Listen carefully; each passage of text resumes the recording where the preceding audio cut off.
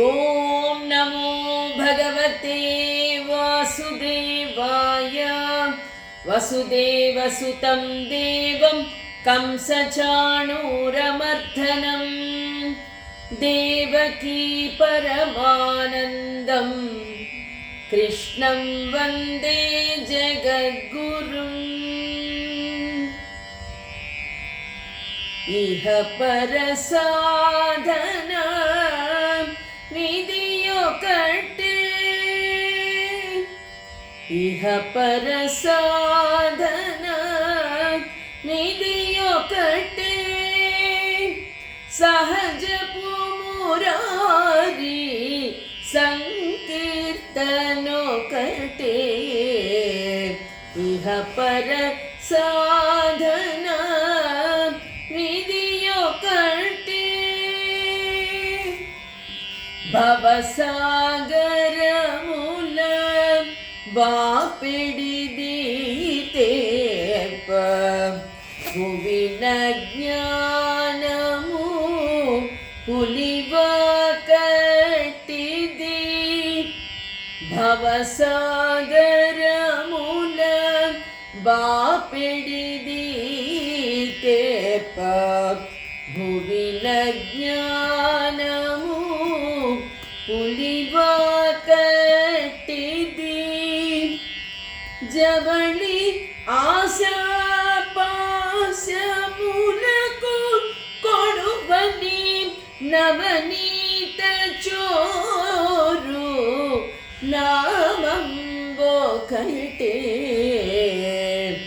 ఇహ పర సాధన మిదియొకటే, సహజపు మురారి సంకీర్తనొకటే. ఇహ పర సాధన మిదియొకటే. ఆత్మబంధువులారా, భగవద్భక్తులారా, మనము భగవద్గీత చివరి అధ్యాయంలోకి అడుగుపెట్టాం. అతి ముఖ్యమైనది, ప్రతి ఒక్కరూ అనుసరించవలసినది, తెలుసుకోవలసినది మోక్ష సన్యాస యోగం. మోక్షము అనేది ఎక్కడో లేదు, వేరే లోకములో లేదు, ఇక్కడే ఈ జన్మలోనే మోక్షాన్ని సంపాదించాలంటే సన్యాసాన్ని ఏ విధంగా మనము తీసుకోవాలి, దేనిని త్యాగం చెయ్యాలి అని ఆ కృష్ణ భగవానుడు అర్జునునికి బోధిస్తూ ఉన్నారు. ఓం శ్రీకృష్ణ పరబ్రహ్మణే నమః. శ్రీమద్భగవద్గీత మోక్ష సన్యాసయోగః. అర్జునం వాచ, అర్జునుడు అడుగుతూ ఉన్నాడు శ్రీకృష్ణుణ్ణి, సన్యాసస్య మహాబాహో తత్వమిచ్ఛామి వేదితుం త్యాగస్య చ హృషీకేశ పృథక్ కేసి నిషూదన. ఇన్ని యోగాలు తెలుసుకున్న తర్వాత కూడా అర్జునునికి ఇంకా ఆ స్వామి ద్వారా ఇంకా చెప్పించుకోవాలి. మనం అనుకున్నాం కదా, ఆ స్వామి చేత సమర్పించబడిన దివ్యమైన పుష్పము, భక్తి చేత మనందరికీ కూడా సమర్పించబడినటువంటి మహత్తరమైనటువంటి జ్ఞానంతో కూడినటువంటిది భగవద్గీత. అయితే ఇంకా తెలుసుకోవాలి. ఆ స్వామి చెప్పే కొద్దీ ఇంకా వినాలనుకుంటున్నాడు అర్జునుడు. సన్యాసస్య మహాబాహో తత్వమిచ్ఛామి వేదితుం. స్వామి, సన్యాసము త్యాగము ఈ రెండు ఒకటే కదా.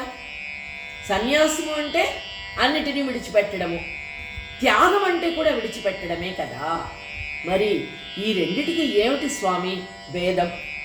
త్యాగస్య చ హృషీకేశ పృథక్కేసి నిషూదన.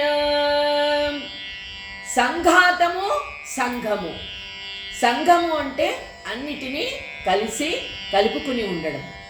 సంఘాతము అంటే వాటిని విడిచిపెట్టడము.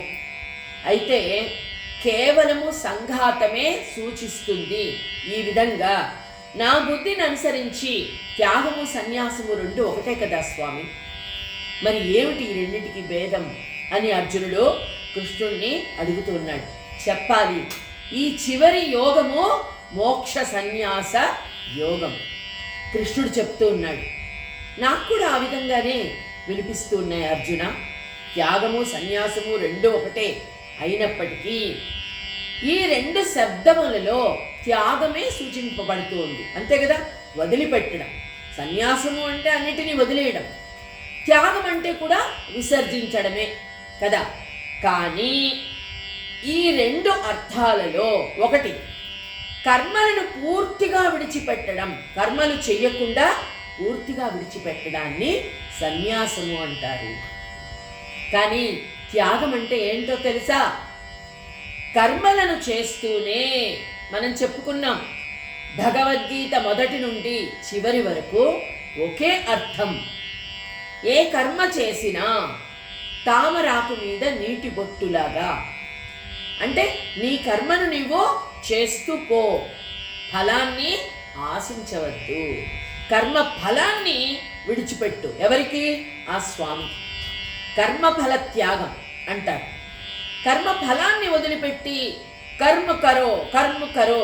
ఆ స్వామి అదే చెప్పాడు మొదటి నుండి. కర్మను విడిచిపెట్టకూడదు, కర్మ ఫలాన్ని ఆ స్వామికి వదిలిపెట్టాలి. కర్మ చేయడం వరకే, నేను నిమిత్త మాత్రుణ్ణి, నాకు ఏ విధమైనటువంటి సంబంధం లేదు. అంటే ఈ కర్మ వలన ఫలితం ఏదైనా కావచ్చు, మంచైనా కావచ్చు, చెడైనా కావచ్చు. కర్మ ఫల త్యాగము, దాన్ని త్యాగం అంటారు, విడిచిపెట్టడాన్ని. అడవుల్లో పర్వతాల్లో అసంఖ్యాకాలుగా ఎన్నో వృక్షాలు ఉంటాయి, వాటికవే మొలుస్తూ ఉంటాయి కదా. వాటిని ఎవరో విత్తనం వేసి మొలిపించరు. అదేవిధంగా కానీ కొన్ని ఏ విధంగా ధాన్యం, మనం ఆహారం తినాలంటే ఆకుకూరలు, కాయగూరలు, రకరకాల పుష్పాలు పూజకు కావాలంటే మనము అదే విధంగా కొన్ని విత్తనాలు వేసి, ధాన్యపు గింజలను వేసి ధాన్యాన్ని పండించుకుంటాం కదా, విత్తనాలను వేసి. అదేవిధంగా ఆకుకూరలు, కూరగాయలు, పళ్ళు, ఇవన్నీ మనకు నిత్యము కావలసినటువంటి అంశాలు కదా. ఇవన్నీ మనం వేస్తే కానీ రావు. మనకేం కావాలో అవి మనము పండించుకుంటే కానీ మనకు లభించవు కదా. అవి ఆ విధంగా దున్నకుండా, విత్తనాలు చల్లకుండా అనేక విధాలైనటువంటి తృణాలు, అనేక విధాలైనటువంటి ధాన్యపు గింజలు, అడవి మొక్కలు ఎన్నో మొలుస్తూ ఉంటాయి. కానీ వాటి వల్ల ఉపయోగం కూడా ఉండదు. అయితే విత్తులు చల్లకుండా ధాన్యం అనేది పండదు. శరీరము తనంత తానే జన్మించినప్పటికీ ఆ తర్వాత పోషించబడాలంటే మనకు ఈ ఆహారం కావాలి. ఆహారం కావాలి అంటే, ఆహారాన్ని పండించాలి అంటే వృక్షాలు చక్కగా రావాలి. వృక్షాలు చక్కగా రావాలంటే వర్షాలు బాగా కురవాలి కదా. ఇన్ని సక్రమంగా ఉంటేనే మనకు ఆహారము లభిస్తుంది, ఈ శరీర పోషణ. అదేవిధంగా నుయ్యి త్రవ్వుట అనే సమస్య లేకుండా తాగే నీరు లభించదు. చెరువులు ఉంటాయి, నదులు ఉంటాయి, సముద్రాలు ఉంటాయి, కానీ అన్ని నీళ్లు తాగడానికి పనికిరావు కదా. కొన్ని నదులలోనే మంచినీరు లభిస్తుంది. దానిని కూడా వేరే విధంగా తీసుకొచ్చి మంచినీటిగా మార్చి మనము తాగడానికి అనువుగా చేసుకుంటూ ఉన్నాం కదా. ఆ విధంగా ఇక్కడ కొన్ని కర్మలు ఉన్నాయే, ఆ కర్మలను తప్పకుండా మనము చేయవలసే ఉంటుంది. ఫలము ఆశించకుండా చేసే కర్మలు కొన్ని, ఫలము మనము ఆశించినా ఆశించకపోయినా లభించేటువంటి ఫలాలు కొన్ని ఉంటాయి. ఇప్పుడు ఆ స్వామి చెప్తూ ఉన్నాడు. శ్రీ భగవాన్ వాచ కామ్యానాం కర్మణాం న్యాసం సన్యాసం కవయో విదుః సర్వకర్మ ఫలత్యాగం ప్రాహుస్త్యాగం విచక్షణాః. కామ్యానాం కర్మణాం న్యాసం అంటే కోరికలతో మనము అనేక విధమైనటువంటి కర్మలు చేస్తూ ఉంటాం. యజ్ఞయాగాలు, క్రతువులు చేస్తూ ఉంటాం కదా. పుత్రకామేష్టి యాగం చేశాడు దశరథుడు. ఎందుకు? పుత్రులను పొందడానికి. అదేవిధంగా అశ్వమేధ యాగాన్ని రాముడు కూడా చేశాడు కదా. రాజ్యాలను జయించడం కోసం అశ్వమేధ యాగాన్ని చేశారు. ఇవన్నీ కూడా కామ్య విస్తరణకు, మన కోరికలు తీరడానికి చేసేటువంటి కర్మలు. ఇవి ఇక్కడ కొంతమంది చెరువులు తవ్విస్తారు, బావులు తవ్విస్తారు. నదులు లేవని కాదు, మనకు తాగడానికి అవసరమైన నీరు కావాలంటే ఎంతోమంది, అశోకుడు బావులు త్రవ్వించను, చెరువులు త్రవ్వించను అని మనం చదువుకున్నాం కదా. అదేవిధంగా ఇక్కడ భూదానం, గ్రామ దానము ఒనర్చబడును, వ్రతాదులు నర్పబడును. ఒక వ్రతం చేస్తే చూడండి, సత్యనారాయణ స్వామి వ్రతం చేస్తే అన్ని కష్టాలు తొలగిపోతాయి. నారదుడికి ఆ స్వామి స్వయంగా ఉపదేశించాడు కదా నైమిషారణ్యంలో. కాబట్టి అట్లాంటి వ్రతాలు, వరలక్ష్మి వ్రతము, అలాగ వినాయక వ్రత సంకల్పం, మనము వినాయక చవితి ఇప్పటి వరకు జరుపుకున్నాం. ఆ వినాయక వ్రతాన్ని ఎవరైతే చేస్తారో అన్ని విధాలైనటువంటి కోరికలు తీరుతాయి, కష్టాలు తొలగిపోతాయి. వినాయకుడు చక్కగా విద్యను ప్రసాదిస్తాడు అని మనము వినాయక చవితిని జరుపుకున్నాం. అదేవిధంగా ఇక్కడ సకామంతో ఇష్టపూర్తిన నచ్చు కర్మలు నచ్చబడును. కానీ ఇవి ఒక్కొక్కసారి ఏమవుతాయంటే చేసేవారికి కర్తకు బంధకములుగా తయారవుతాయి.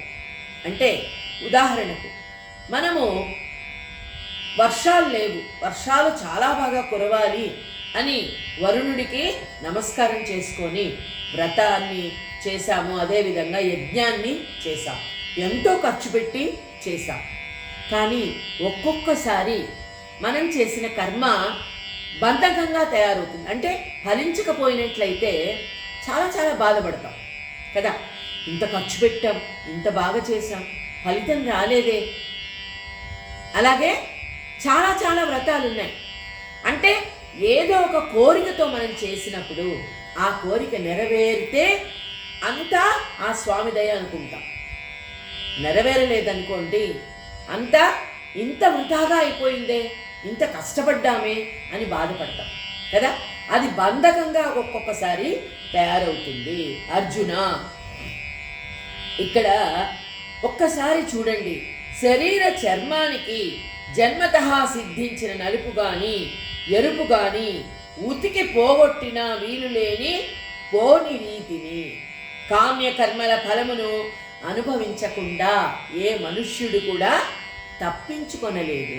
అంటే ఈ జన్మలో మనము ఎన్నో చేసుకోవచ్చు మంచి కార్యాలు, కానీ పూర్వజన్మ కృతం పాపం వ్యాధి రూపంలో బాధ పెడుతుంది, అనేక విధాలైన రూపాల్లో. అంటే ఫలించకపోవడం, మనం చేసిన కర్మలు ఫలించకుండా మనకు ఆ విధంగా కర్మఫలాన్ని భగవంతుడు అనుభవింప చేస్తాడు. తప్పదు, అందరూ కూడా అనుభవించి తీరవలసిందే. ఎవరి గతి ఎటులనున్నదో ఈశ్వరునకెరుక, ఎవరి గతి ఎటులనున్నదో అని మా నాయనమ్మ రాశారు. అంటే ఎవరికి ఇక్కడ విధి రాత ఏ విధంగా ఉంటుంది ఆ విధంగానే జరుగుతుంది, దాన్ని ఎవరూ తప్పించలేరు. కర్మ, నువ్వు చేసిన కర్మ ఫలము నీతో తప్పకుండా వస్తుంది ఈ జన్మలో. అందుకే మంచి కర్మను చేసుకోండి అని చెప్తారు. ఈ ఫలాన్ని మనము వచ్చే జన్మలో అనుభవించవచ్చు, లేదా ఈ జన్మలోనే అనుభవించవచ్చు. మంచి కానీ చెడు కానీ ఫలాన్ని ఆశించి చెయ్యవద్దు, అప్పుడు చాలా హాయిగా ఉంటావు. అదే ఇక్కడ చెప్తూ ఉన్నాడు.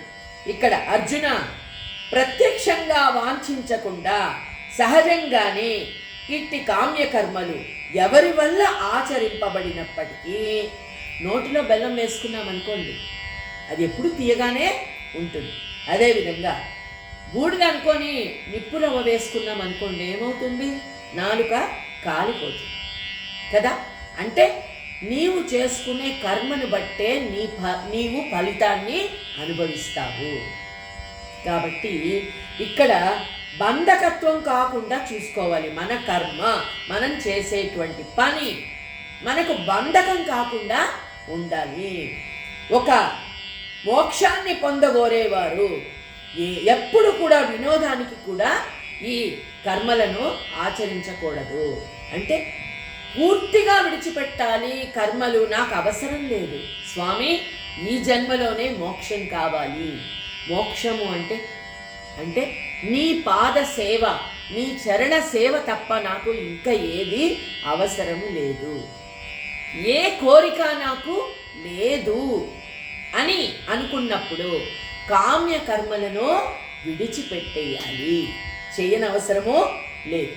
ఈ విధంగా ఎవరైతే వదిలిపెడతారో కామ్యకర్మలను, దాన్ని సన్యాసమని అంటారు.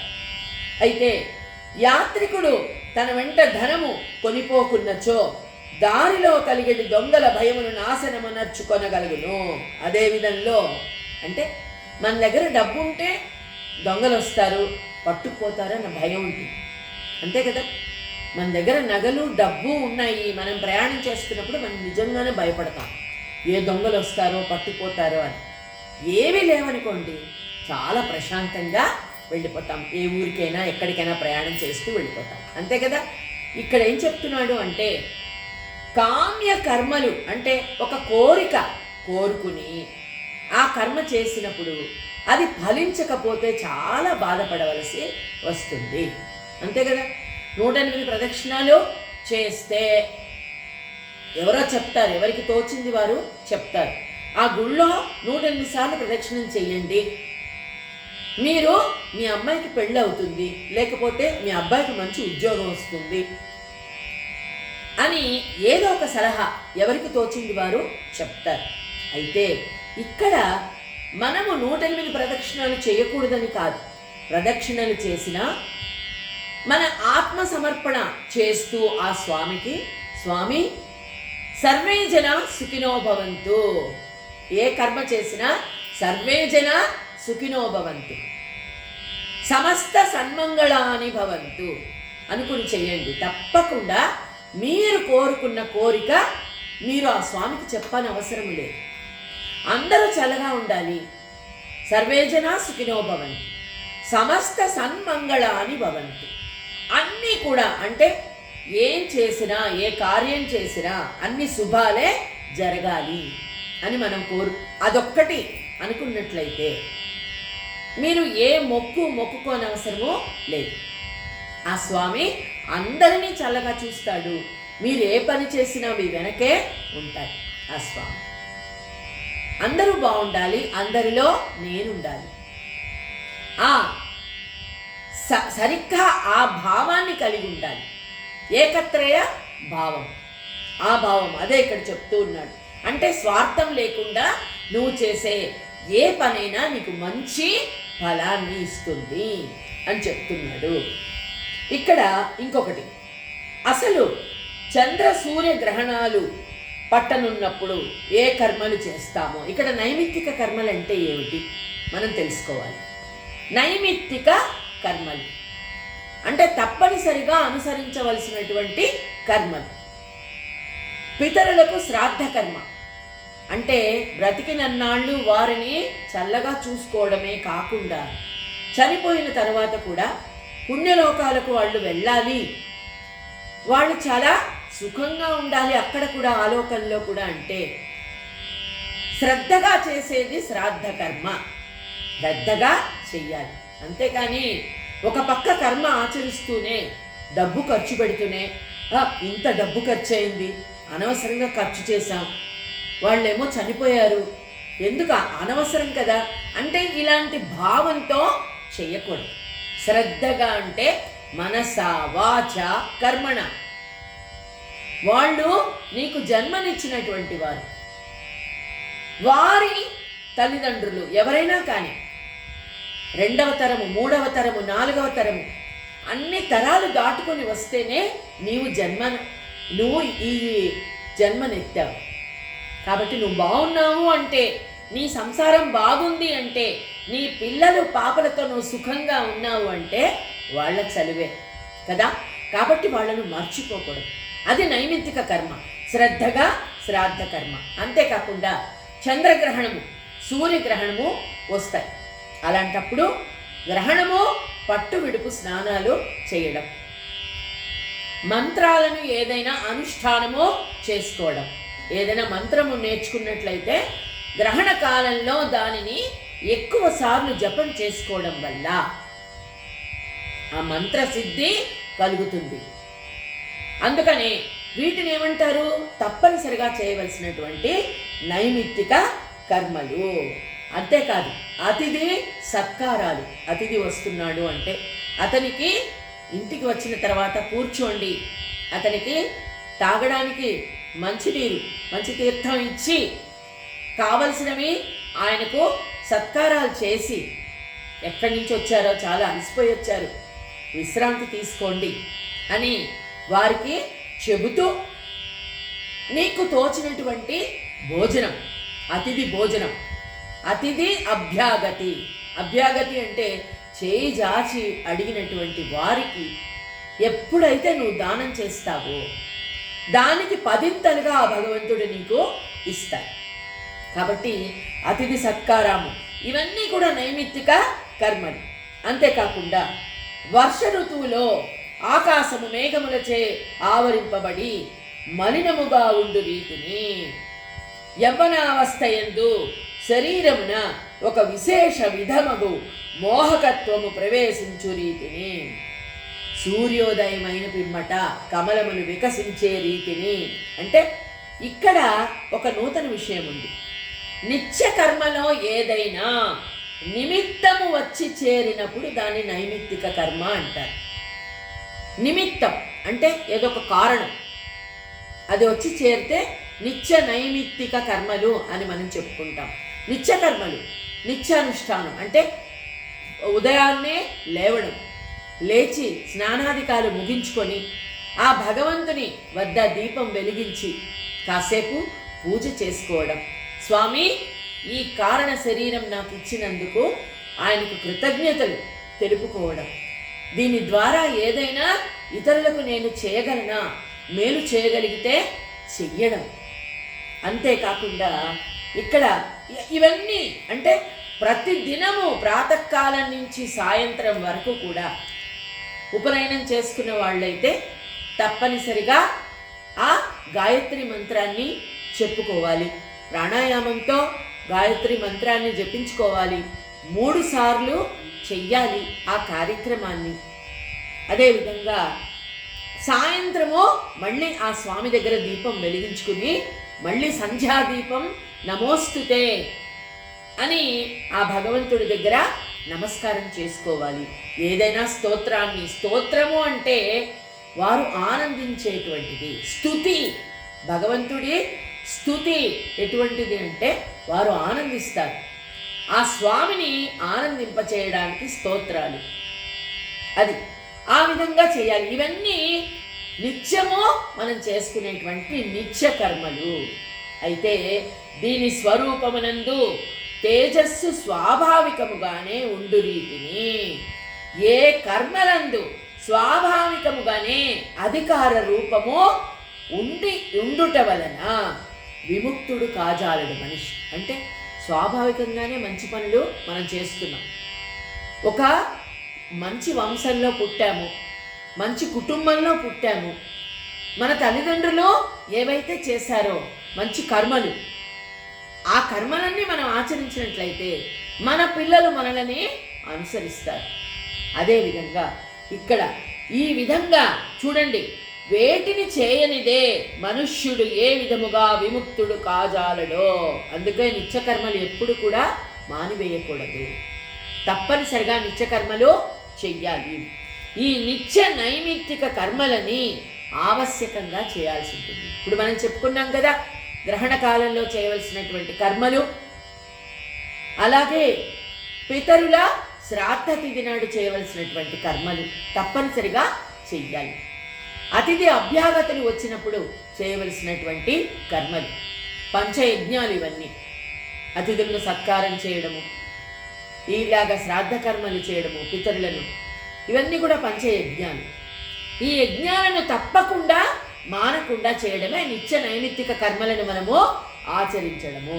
అయితే భోజనం చేసినందువలన ఆకలి తీరి సంతృప్తి కలుగు రీతిగానే నిత్య నైమిత్తిక కర్మలు చేయడం వలన ఫలప్రాప్తి నువ్వు ఆశించకుండానే జరుగుతుంది. ఆకలి అనేది నిన్ను అడిగి రాదు. ఆ టైం అవగానే మనకు కడుపులో ఒక విధమైనటువంటి మంట బయలుదేరుతుంది. దాన్నే మనం ఆకలి అంటున్నాం. ఆత్మారాముడిని సంతృప్తి పరచడానికి ఏదో ఒకటి మనము భుజిస్తాం కదా, అప్పుడు అబ్బా అనిపిస్తుంది మంచినీళ్ళు తాగిన తర్వాత కదా. అదేవిధంగా నిత్య నైమిత్తిక కర్మలు ఎప్పుడైతే మనిషి ఆచరిస్తాడో నీవు కోరుకోకుండానే నీకన్నీ మంచి జరుగుతాయి, ఫలప్రాప్తి జరుగుతుంది. కాబట్టి ఇక్కడ చూడండి, కల్తీ ఉందనుకోండి బంగారంలో, దాన్ని ఏం చేస్తారు? కాలుస్తారు కుంపట్లో వేసి. కాల్చినప్పుడు మలినాలన్నీ దగ్ధమైపోయి కల్తీ లేనటువంటి చక్కటి స్వచ్ఛమైన బంగారము బయటకు వస్తుంది. అదేవిధంగా కర్మలందు ఫలములు కూడా ఆ విధంగానే ఉంటాయి. దగ్ధమైపోవాలి, మనం చేసినటువంటి మలినాలన్నీ, పాపాలన్నీ దగ్ధమైపోవాలి అంటే మనము మంచి కర్మలను ఆచరించాలి. కర్మాచరణం వలన మనం చేసిన పాపాలన్నీ మనకు తెలియకుండానే కడిగి వేయబడతాయి. కాబట్టి ఇక్కడ చూడు, మూలా నక్షత్రంలో జన్మించిన బాలుని పరిత్యజించవలసిన విధముగా ఈ ఫలములన్నీ త్యజించాలి. అంటే ఇక్కడ ఏ నక్షత్రము మంచిది చెడ్డది అని కాదు. ఇక్కడ ఫలాలు, కర్మ ఫలాలు నీ చేతిలో లేవు. కర్మ చేయడం వరకే నీ పని. భగవద్గీత మొత్తం కూడా అదే చెప్తుంది. ఆ స్వామి ఏం చెప్తున్నాడు? పరిత్రాణాయ సాధూనాం వినాశాయ చ దుష్కృతాం ధర్మ సంస్థాపనార్థాయ సంభవామి యుగే యుగే. ఇక్కడ కర్మ చేయడం వరకే నీ పని, ఫలితాన్ని నాకు వదిలివేయి అని ఇక్కడ చెప్తున్నాడు. వసంత ఋతువు వచ్చినప్పుడు ప్రతి కొమ్మ కాయలతో ఫలాలతో నిండి ఉంటుంది. అయితే మామిడి చెట్టుకు కొత్త కొత్త చిగుళ్ళు ఎప్పుడొస్తాయి? పాతవన్నీ పడిపోయిన తర్వాత, వాడిపోయి కొన్ని ఆకులు రాలిపోయి మళ్ళీ కొత్త చిగుళ్ళు వస్తాయి. అంతే కదా. మనం చేసినటువంటి చెడు కర్మలన్నీ కూడా వదిలిపెట్టినట్లయితే పాపాలు పోయి పుణ్యాలు వాటంతటే కొత్త కొత్త చిగుళ్లతో కొత్త కొత్త ఫలితాలు వస్తాయి. ఇదే విధంలో కర్మల మర్యాదను విడిచిపెట్టకుండానే నిత్య నైమిత్తిక కర్మలేడ లక్ష్యము కలిగి ఉండవలెను. కాబట్టి నిత్య నైమిత్తిక కర్మలను మాత్రము ఎట్టి పరిస్థితుల్లో వదిలిపెట్టకూడదు. అందుకే రోజు చెప్తారు, నిత్య నైమిత్తిక కర్మలను సక్రమంగా చేయండి. ఈ విధంగా ఫలాలను ఏ విధంగా అంటే వమనములాగా, అంటే మనము ఎక్కువ తిన్నామనుకోండి అది జీర్ణము కాదు, ఏమవుతుంది? వాంతి అయిపోతుంది కదా. అట్లా ఆ విధంగా త్యజించాలి కర్మ ఫలాలను అంటున్నాను. నీకు అనవసరం, నీ పని నువ్వు చేసుకుంటూ పోవడమే. అయ్యో నేను ఇంత కష్టపడి చేశాను, ఫలితం రాలేదే, ఇంత డబ్బు ఖర్చు అయిందే, వాళ్ళెవరూ నన్ను మెచ్చుకోలేదే అని అంటే ఇవన్నీ కూడా అనవసరం. నీవు మంచి చేయాలనుకున్నావు, చేశావు, కర్మఫలమో ఆ స్వామి చూసుకుంటాడు. అంతే, ఆ విధంగా ఉండమంటున్నాడు. ఈ కర్మఫల త్యాగాన్నే జ్ఞానులు ఏమంటారు? త్యాగము, కర్మఫల త్యాగము. త్యాగము సన్యాసము, ఈ రెండు కూడా సన్యాసము వలన కామ్యకర్మలు బంధకములు కావు. అంటే విడిచిపెట్టడం వలన, ఫలాన్ని విడిచిపెట్టడం వల్ల అది సన్యాసం కిందికే వస్తుంది. నీకు బంధకాలు కావు, అప్పుడు బాధే ఉండదు కదా. అది ఏ విధంగా అంటే ఫలించినా ఫలించకపోయినా సంబంధం లేదు. స్వామి సర్వం శ్రీకృష్ణార్పణమస్తు అని. ఇక నిషిద్ధ కర్మలు ఉన్నాయి. అవి త్యాజ్యాలు, చెయ్యకూడని పనులు, వాటిని విడిచిపెట్టాలి. అంటే దొంగతనము చేయడము, అదేవిధంగా ఎదుటి మనిషిని మోసం చేసి సంపాదించడం, ధర్మ అర్థ కామ మోక్షాలు అంటున్నారు. చివరికి మోక్షం ఎప్పుడు ఉంటుంది? ధర్మంగా అర్థాన్ని సంపాదించాలి. నువ్వు సంపాదించే ధనము ధర్మంగా ఉండాలి. కామము, కోరిక కూడా ధర్మంగానే ఉండాలి. అంటే అందుకనే వివాహము చేసుకున్న పత్నిని, భార్యనే తన సర్వస్వంగా ఎవరైతే భావిస్తారో, ఏ భర్త భావిస్తాడో ఆ కుటుంబం చల్లగా ఉంటుంది. పక్కదారి పట్టకూడదు, అది మంచిది కాదు. అప్పుడే నాశనం మొదలవుతుంది. పిల్లలను కూడా సక్రమమైన పద్ధతిలో ఎవరైతే పెంచి పెద్ద చేస్తారో, వాళ్ళకి ఏది మంచో ఏది చెడో మనం చెప్పగలిగే స్థితిలో ఉండాలి.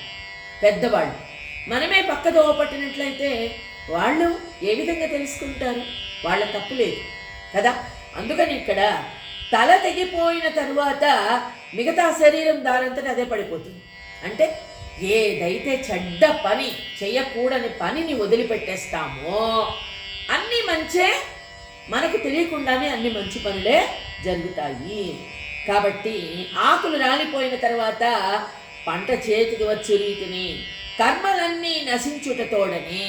చూసారా, కర్మలు ఎప్పుడైతే నశిస్తాయో ఆత్మజ్ఞానము దానంతటదే లభిస్తుంది. కాబట్టి నిజమైన విరక్తులు నిషిద్ధ కర్మలతో ఎప్పుడు పోరాడుతూనే ఉండాలి. విరక్తులు అంటే దాని మీద విరక్తి వచ్చేయాలి. చేయకూడని పని, ఈ పని నేను చేయకూడదు, దాని జోలికి పోకూడదు, అబద్ధం ఆడకూడదు, అధర్మమో పనికిరాదు, అసత్యమో ఆడకూడదు, భగవంతుణ్ణి ఎప్పుడూ మరిచిపోకూడదు. ఆ స్వామిని ఎప్పుడు కూడా నిత్యము మనము తలుచుకుంటూనే ఉండాలి. అన్యదా శరణం నాస్తి త్వమేవ శరణం మమ తస్మాత్ కారుణ్య భావేన రక్షరక్షో జనార్దన. అనన్యాశ్చింతయంతో మాం ఏ జనాః పర్యుపాసతే తేషాం నిత్యాభియుక్తానాం యోగక్షేమం వహామ్యహం. ఇక దేనిని గురించి చింతించకుండా, ఏ జనా పర్యుపాసతే, నిన్ను ఎవరైతే సేవిస్తారో స్వామి ఈ జనులంతా, వారిని నేను చల్లగా చూస్తాను. ఎక్కడున్నా నేను చల్లగా చూస్తాను. అనన్యాశ్చింతయంతో మాం ఏ జనాహం పర్యుపాసతే తేషాం నిత్యాభియుక్తానాం యోగక్షేమం వహామ్యహం.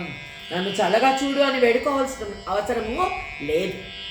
ఎవరైతే అన్ని నీవే స్వామి అన్యదా శరణం నాస్తి అనుకుంటారో ఆయన ఎప్పుడు కూడా చల్లగా చూస్తారు.